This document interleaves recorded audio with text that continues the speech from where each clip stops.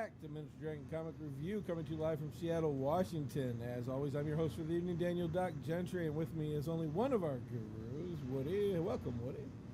Hey, well, Alex is at Crypticon this weekend, and the local horror convention, and as if I did it on purpose, we're actually reviewing an excellent horror comic. The official story is I picked it on purpose because of the con. Perfect. So don't jump into that quite yet. Okay. We got a lot of stuff going on, and I just wanted to say that Washington Summer Con, in June, is coming up really quick because we're in May and it goes in June. So if you guys want to catch out Woody and Alex and their big old booth of pretty pictures and other things, because these guys do more than just create comics. There's so much more to it. It actually is a really cool sight to see. Go and check out their booth. We'll let you guys know the booth numbers as soon as we know. And Woody has graciously allowed me to have a small section. I'm going to bring a couple of ones out, and we'll see what happens with that. But yeah, make sure that you jump into that, see what's going on with that. I will turn off my notifications right now. I can't believe I'm the bad one today. And yeah. We'll get you guys more information on that as it comes closer, but just pay attention. And I'm sure Woody will have something on his website at miniaturedragon.com. We will be doing that. Yeah, actually, they were handing out flyers for that at the last con we were at, and I just, good Lord, it's like just out of reach right over here. I could actually get the date if I can take a second. So, if you want to know the dates, jump on www.docswands.com. I actually put the dates in June in there. It'll be the little highlighted things. Nice. First page on the bottom is a schedule, so you can see that. Yeah, and the show will be at the Puyallup Fairgrounds as well. Yeah, and last year, if it's anything on it, I went last year. It was my first year. It was actually really cool. There were really awesome cosplayers out there. We saw a real-life Chewbacca, or not Chewbacca, but a Wookiee, and it was really neat to see that people going a little bit out. There's a lot of awesome artists, and it's not as big as like an Emerald City, so it's easier to get to everything when you go out there as well.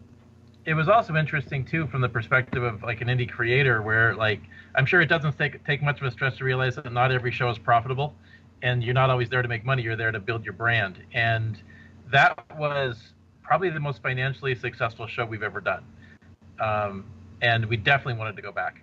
Wait, you say that. Now that's everything in the end, right? Because you guys were swamped at Emerald City. I was walking around making videos because you guys were so busy.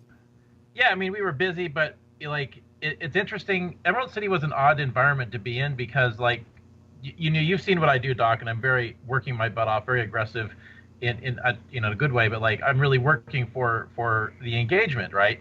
And there's always a percentage that you get back. Like every so many engagements with a passerby results in a percentage of return of business and interest, people wanting to buy your book. And it's like if the normal engagement is say 1 in 10, it would have been like 1 in 20 or 1 in 25 at Emerald City. It's like it was like pulling teeth for some reason to get people to take interest in. I mean, people were interested, but not as many sales as we would get at most shows, which was really strange. But it also we had a lot of competition. Like there were other major events that weekend that were pulling people away from the show. It was clearly not as busy as it had been in years past. And well, I mean, it makes a lot more sense to me. But yeah. I was just baffled that more people didn't come over with your guys' 3D drawing. Yeah. Well, that was another thing where we were supposed to have more of them. I only had 2. And right before the show, my printer decided to quit printing red. And so it's like it wasn't until Sunday morning that I got it fully working. And there was just, all the time I would have spent getting those things ready was spent trying to fix the printer. So it's I'm sure we'll do better at the next show. Yeah, and there's a lot of art at his booth, even without the other artists that had shown up. There's your typical commissions and your pictures, and the comic books, of course, that Woody and Alex put out. But there's other things like your wood burning is really really neat and unique. And thank you. Oh, you're welcome. And they do buttons and commissions on buttons. So check them out. Again, we'll get the booth number up there. I'm just wasting a couple more minutes, and I wanted to get this information out because, as you guys can tell, Alex isn't here. And, he's the talker in the show all the time. We have to that is true. So we're going to do Empty Zone today, Empty Zone number 1. And I think I read the wrong comic. I felt like I was reading Jessica Jones #1. But why don't you give us a little history on this, Woody, and we'll go from there. Okay. Well, I actually had to do a little research on it because I was talking with Claire before the show. Unfortunately, yet again, we couldn't get her on, or back on. But she was trying to research the book, and turned out there was actually like multiple versions of the comic series. And it looks like, from what I've been able to gather, that the guy who created the series had done his one version of it that went on for a little while with an indie publisher I'd never heard of. And then when he got the series picked up by Image, he did a complete reboot of the story. So if there's any confusion, we're looking at the Image Comics version. And I haven't been able to look at the old one because I don't even know where to get it, to be honest. And the art's very different. But this is it basically it's another cyberpunk book, which it had attracted my attention because I was, of course, creating a cyberpunk series. But it deals with basically, imagine the universe of, say, a place like Ghost in the Shell, and then something happens that causes like a massive EMP burst across the planet, and so like it wipes out a lot of the technology, and society kind of regresses because they don't have the infrastructure to rebuild it, and governments collapse a bit, and things just basically go bad. So it's like you have all this advanced technology, but no way to reproduce it in large scale. So it's somewhat inconsistently distributed, but you've got like low tech 1950s kind of vibe combined with cybernetics, and they still have like advanced computers and stuff. And the main character of the story is a lady named Corinne, who is a cyborg with a really low tech looking cybernetic arm, which looks pretty badass. And she has basically a super hacker ability, kind of like what you might be compared to, like, say, the Deckers from Shadowrun, or similar kind of characters. And she can just do it by touch because her whole body's been infused with nanotechnology, and which you learn about that throughout the course of the series. But what makes it interesting and makes it topically appropriate for the Crypticon weekend is it ends up that it's actually a horror comic, because there was a corporation which has figured out a way to like reanimate dead bodies, and they think they're onto something, and they don't really realize they've actually trapped ghosts in them. And so basically the story, without getting into too much more in like spoiler territory, it just basically deals with the main character getting sucked into this, where she's the only one that can see the ghosts, and somehow she has to get involved. They're not leaving her alone, and she gets involved in this and the whole mess, where her simple life of just drinking herself into oblivion and having sex with cat girls apparently becomes somewhat somewhat strange. So yeah, that's the book. Very edgy, very no holds barred, and a very gritty art style. Yeah. Okay. So I'll jump right into this. It was unique in the art in itself. It's not what you would expect, but one of my big problems is there's not a lot of stuff in it that's consistent with the art. Right at the beginning, it hit me that the cover, she has one look, and then she has a little different look when you first start reading it, and then you get to the first horror dream where she's naked, and it looks like a totally different person altogether. And it was a morphing art at the very beginning. I will admit I didn't get through this whole thing. I really liked it. I just life kicked me in the rear this time around. But there's really unique art. I went through the whole book skimming the art because the art was unique at the beginning, but I wanted to see about consistency. And I will say that all the faces of all the characters look to be consistent all the way through. And that's hard to do. I understand that. It was just funny that the body type changed in different aspects of it, especially that first horror scene. But the rest of the book, it looks like they really did keep her very consistent. The art's fun, though, and I'm not going to even knock the art, or even, that little inconsistency of the body is not even that big of a deal. It's a lot of fun. This was a really fun art book. I would pick it up for the art alone because of the uniqueness of it. From what I got out of the story, and again, I didn't make it all the way through, unless something changed, the story was pretty cool. Again, it's not a new idea. It's a twist on an old idea, but it still kept me entertained. It kept me reading. It kept me going. I'm mad I could not find the time to finish this. I probably will in the future, but like I said, the storyline itself even though it was like a catch of an old story, there was so much uniqueness to it that it felt brand new. I joke about the Jessica Jones thing because I feel like Jessica Jones like starts off the same way. Gets really different. Don't let that little comment throw you off from reading this book. I think Jessica Jones is a saint compared to this chick. Oh yes, no. I said how it started. Yeah. That Jessica Jones #1 and this at the very beginning really Yeah. have similar intros, even though they're way different stories. Yeah. And the intro itself is different.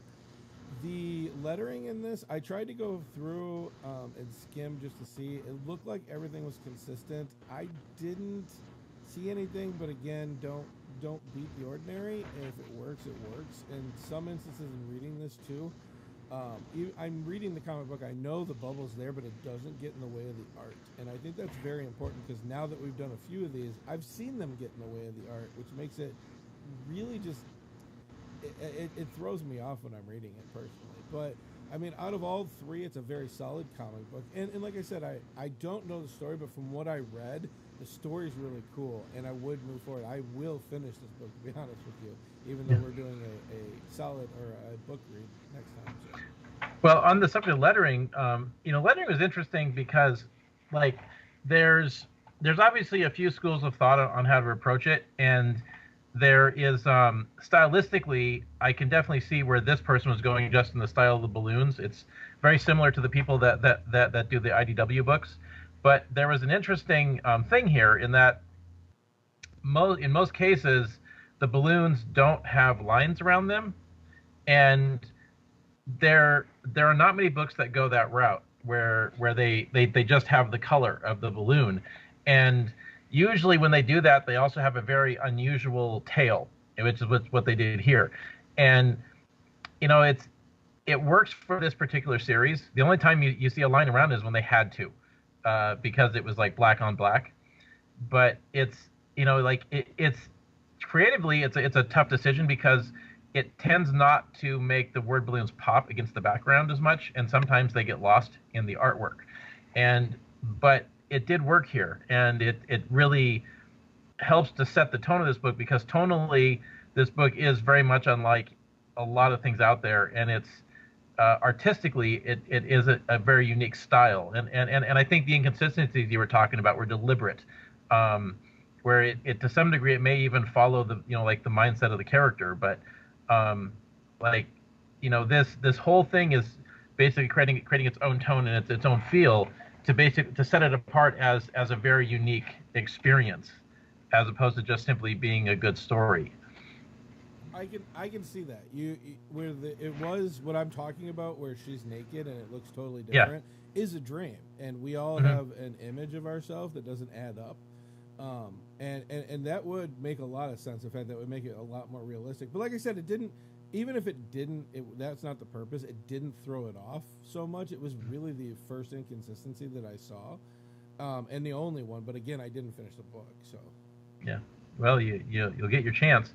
Something else I wanted to mention too is so far the series only goes up to issue 10, and it has a good ending point, but it's clear that they wanted to do more. And I was Claire and I were doing some research on this point actually, and it turns out that the guy who created the series does want to do more, and there probably will be more in the future, but he apparently got hired to work on Spawn, so his work on a top tier book is keeping this one from being finished. But you have 10 solid issues that do tell a complete story, and there's read it, there's the story works as a complete piece the way it is right now. Look, I'm talking with my mic off. You mean the ending was like a good ending point in it, but it leaves room to go forward? Is that where you're going? Exactly. So if the story, if the story ends there, if that's all we ever get, which is possible, you're not going to be disappointed with it. Of course, I hope there's more, because I wasn't done reading it. I certainly would have kept going. The funny thing of this is, so I talked to Woody a long time ago, and like I said, I wanted to be a little bit more kid friendly. This one is not kid friendly. Yeah, that is true. There's this is not a kid friendly book. A lot in this book that's not really kid friendly. Well, the first issue, like a parent should not, handing that to a kid. And like there are some very graphic sex scenes in this book. This is definitely an adult. And again, I'm not going to tell you how to raise your kids. I don't know if I ever told you this, when I went to see Deadpool, the first one in the movie theater, they were making sure. They were like, dude, you don't, like, this is a hard R. Are you sure you want to take your kid in here? And I knew enough about it going into it. I was behind this lady, and the lady was like, no, he's seen worse at home. And I couldn't help myself. My wife actually hit me for this, but I was like, Whaley, how much porn do you let him watch in his room? And and the lady, like, turned around and gave me a snare. Funny part is the end of the movie. We're walking out, and I make eye contact with that lady, and she has this very apologetic look on her face at me. Like, I didn't realize that much, blah, blah, blah. So it's one of those things. It's a really good book, good art. Like I said, I got through about half of it. I love the story. And it was, even at that point, slightly twisty and turny, and a lot of cyberpunk stuff. I think my favorite cyberpunk piece was in the bar when she licks the dude on the neck and then it says transfer complete. I was like, that's unique. I've heard of a bunch of them and seen them in different games, but the tongue to neck transfer was actually pretty cool. So, well, one of the interesting things about this one for me, like if you're looking at like story structure, and like how to write a book and get people to want to keep reading it, the secret is the mystery, right? Like you need to dangle a carrot that people need to know the answer to, and it can't just be all mystery and make it, like strange and weird and confusing, but it needs to have, like, there needs to be some relatability to the characters, and there needs to be something where there's a question that's unanswered that you must know the answer to, and they did just an absolutely masterful job of dropping that nugget in the first issue, because like I remember buying the first issue, and it, like, that was a compelling mystery. Unfortunately, I didn't pick up the second one because the situations in my life at the time, I wasn't able to, I had missed the second issue, but I got really excited when I saw the trade, because I think I had picked up the first issue around the time that issue 3 was out, and then so I didn't have long to wait, and when I realized I had missed it, I was very disappointed. They went back, got the trade, and they sure hooked me really good. It's really cool, and I don't want to blow from anybody. I really don't want to talk about any of the story, even though I only know half of it. It really is really compelling story, and you don't see this very often. And even like the story of Saga, like, and I'm talking about Saga because one of my favorite comic books. This story is more complete than that. I think there's more mystery. I think that's what it is. And no matter what the nugget is at the end, because you just said nugget, there's so much more to understand with this, because it really is, honestly, just a really super cool story. It's a twist of an old story, and that's what I mean. So it starts off, having problems, nightmares, all this other stuff, but it really, when it comes together, you still have more questions, which is really cool for me, and I enjoyed that a lot. I don't have a lot of negative things to say about this comic book, and like I said, when I first saw just the cover, what's being shown right now on our thing, I was questioning it. I was like, I am not a big cyberpunk person. I really am not. Either do all sci-fi or do all old time stuff, but the crossover in between has never been one of the things where I'm excited about. This is actually really cool, and you're taking somebody who doesn't normally like cyberpunk, and I enjoyed this because the cyberpunk's not. It's not all this book is. There's so much more to it. The cyberpunk just adds this background ambiance to the story. I think that, like, cyberpunk or fantasy or Western, it's a vehicle to tell the story. It's just the set dressing, and a story like this could work in a Western. It could also work in a fantasy setting too. In fact, it's interesting. There are a lot of elements of this story that could easily take place in a fantasy setting. Like this exact story could be the subject of a fantasy RPG. I agree with you wholeheartedly. My comment meant to say, like, when you read Cyberpunk and it's all about the Cyberpunk, it's all about Mm, the cosmetic stuff and what they've got and how things work. That's what I mean. I don't mind it in a game setting because people are RPGing and they're role playing it out. But mm, usually, I picked up a couple of comic books before. I wish I could remember the names so I could tell you, and you could probably be like, "Oh no, it's just wicked that you picked those two up." But it was really more about the stuff they have and what they do in Cyberpunk, not about the story being told. And this mm, is really unique because the stuff that's happening, the stuff that they have, is a very small part of the story. Even when the EMP goes off, I would suspect it doesn't change the process of the story. Where if you would do that in like Cyberpunk, just the water ran out or whatever people use steam engine and what I'm used to saying with the Cyberpunk stuff, it would change the story completely. Even BioShock, the video game, would change completely if you took that portion out of it. This I love because it's a story told in Cyberpunk, not a Cyberpunk story. I guess that's where I was mm, going with that. mm. It's also a nice ghost story too. I mean, like from when I was reading it, going forward with it, the aspect of the ghosts and that horror element was so kind of weirdly disjointed, and you had this thing, and there was it took a little while to get any real answers on the matter, and even when they did get the answers, it didn't entirely make sense. so it's kind of like how the X Files, like you would get for every one answer you would get two more questions, and even at the end of issue 10, not everything is really resolved for it. So like does make you want to keep going. Doc, I kind of feel like we have like we need Alex for the full 30 minutes, and No, we're good yeah, because I wanted you to complete what you were saying. Now that I know you're going yeah, somewhere else, I yeah. you're right. I think I know what you're talking about, but when I don't think it didn't make sense. It gave more questions to what was being asked. Is what it was.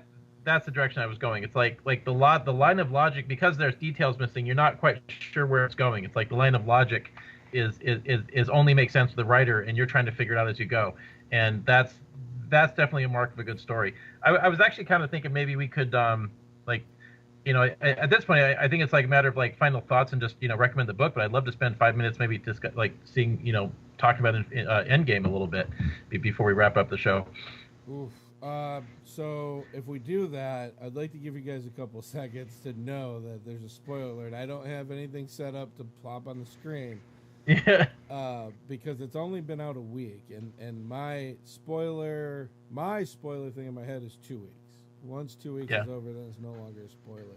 Well, we'll probably talk about more when Alex is on the show. But I actually just got out of the movie with Shannon, and right before the show, and what a roller coaster ride. It was. If it was a comic book, I would have put it down. Yeah. I don't want to. So without going into spoilers, I can actually talk Yeah. about this portion of it. You're right; it's a roller coaster, but there's like one part where they're like, "Oh, we have to complete this," and it's like, "Oh, not another one of these stories, not another BS kind of. Oh my God, here we go again." And I dislike getting the thing you need right when you need it in a story. I really do. Yeah. I absolutely hate that. But it was fun.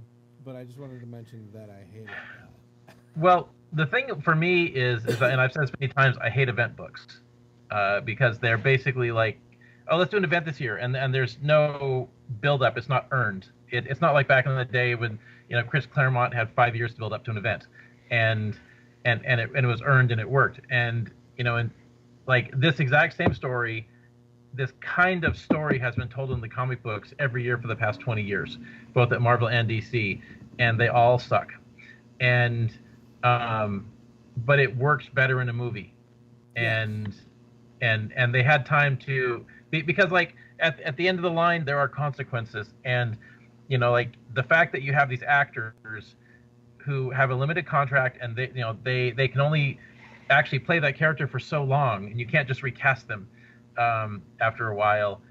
like it puts a finality on it and allows for the possibility of consequences and actual stakes that you can't get anymore in comics. And it's like looking at Empty Zone.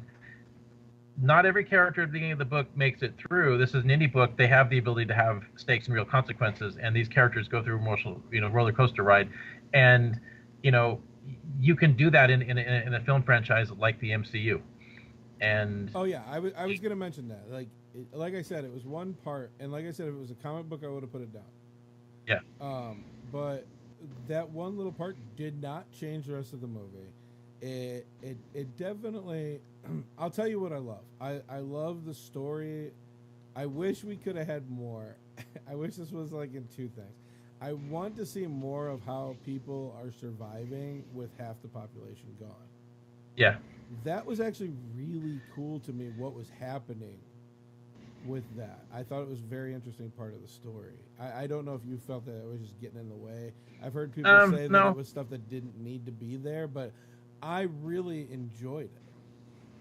I think it had to be there because you had to see what they were fighting for. If you didn't see that, what was left behind, it doesn't create the emotional weight on the story. But there may actually be more because there were scenes from this movie that I know got cut that were in trailers, and we may get an extended cut of the movie on DVD when it comes out in a few months. So you may get more of that. I will say that if you're paying attention in Endgame, that because I even said to my wife, I said, "Well, what's up with Marvel Cinematic Universe? They're not just going to disappear now. They've got to do something else." And if you pay attention to the movie, you go, "Oh, I think I know who the next bad guy is going to be," and I hope I'm right. And I'm usually really good about this. I actually called this movie before I went in. I knew a lot of what was going to happen. I wish I would have wrote it down. I do this with my wife a lot. I'm not allowed to talk about Christmas gifts because then I could work it out what I've got.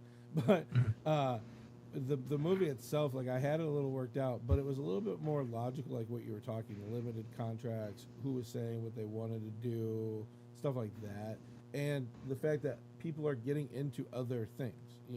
They're acting in other things as well and doing other things and projects. I don't think you'll be surprised. I will say this because my wife already put me on blast on it. I usually don't cry at movies. I cried at the end of this movie. I really did. I think they did a really good job with it, and I think that you're a machine if you didn't cry. I think there was a lot of that going on in the theater. I do want to say, I don't think this is not going to be a spoiler, but there were things that had happened in the MCU up to this point that made it harder to introduce Beta Ray Bill as a character into the MCU because they had made a couple of creative decisions in previous movies that basically ruined the Beta Ray Bill storyline, and this movie got it completely back on track. And I'm like, oh, I better get my Beta Ray Bill movie. All right, so we got 2 minutes. Everybody, all right. You're going to get one spoiler. One, that's it for me to mention. Only one? Yeah, okay. Woody, right. I want to know your favorite part of the entire movie. Good God. I don't know if I want to spoil this. Okay, well, that's a spoiler I can't drop. But there was a point when Captain America had a callback that we wanted to see, that we got to have at the end of the movie, and he was just rocking all Captain America stuff, wielding a weapon and his shield, and beating the crap out of Thanos. Right. And it was the most amazing thing. Like, I was just cheering right there, which next to Shannon with excitement. Yeah. I did the same thing. I was gonna do the same thing you did. Actually, the exact same stuff. Yeah. We can't tell what we can't reveal anymore. I hooted so loud. Yeah. That my wife was like, "That was kind of childish." No, it was the best part. Oh my God, I will buy the DVD just to see that part. Oh yeah. I love how and I'm not gonna ruin it. This is gonna build up for you guys, but when it happens, you don't know exactly what happens. And I knew. Well, I suspected it was, but then it clicked that it could have been one other person. Oh? Yeah, and we can talk about it offline because we're at 4 hours and 30 minutes. I think we both really love this book. We usually go through the three, but I don't think any one of those three actually threw us off. This was a really well done comic book. So. Yeah, I love it. It's definitely going on my list of recommended reading to get ready for my Cyberpunk RPG. Yeah. So hey, check out Alex on Cujin Art. You can find him. We follow him on some of our stuff, and I've been trying to. When I see it come up, I've been putting it up on Miniature Dragon Comic Review. Check out Woody and all his stuff at Miniature Dragon. Yeah, miniaturedragon.com. Miniaturedragon.com. And go and check me out at docswands.com. I actually picked that one up. Alex was super surprised. But as always, read more comics. Keep it nerdy.